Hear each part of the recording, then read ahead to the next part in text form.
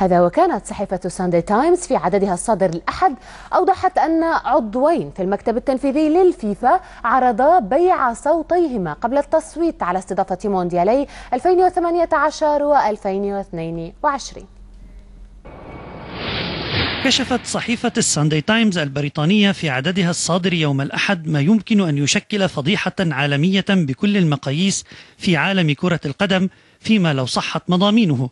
فقد ادعت الصحيفة أن 2 من صحفييها ادعيا أنهما يمثلان ملف استضافة الولايات المتحدة لكأس العالم 2022، وبهذه الصفة ساوما عضوين في المكتب التنفيذي للفيفا على بيع صوتيهما لصالح الملف الذي يمثلانه. عضو المكتب التنفيذي للفيفا النيجيري أموس أدامو طلب مبلغ 800 ألف دولار مقابل تصويته لصالح الولايات المتحدة، مشيرا إلى أن هدفه هو بناء 4 ملاعب اصطناعية في نيجيريا، لكن المبلغ يجب أن يسلم له شخصيا على دفعتين، الثانية منهما تتم بعد التصويت. يمكن أن ندفع نقدا أو عبر حوالة باسم الاتحاد النيجيري لكرة القدم، أو تفضل أن ندفع لك مباشرة؟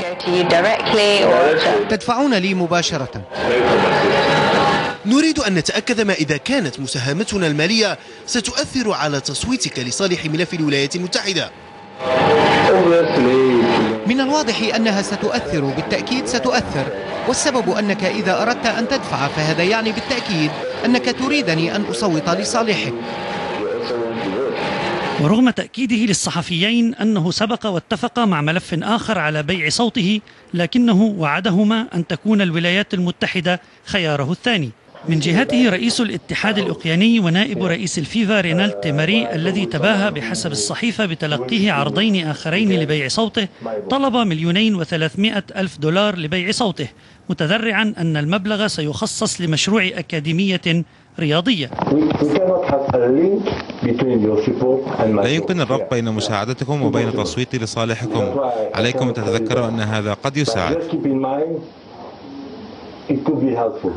من جهته أصدر الفيفا بيانا أعلن فيه أنه فتح تحقيقا حول المعلومات المذكورة، مؤكدا أنه طلب من الصحيفة البريطانية تزويده بالوثائق التي ادعت حيازتها.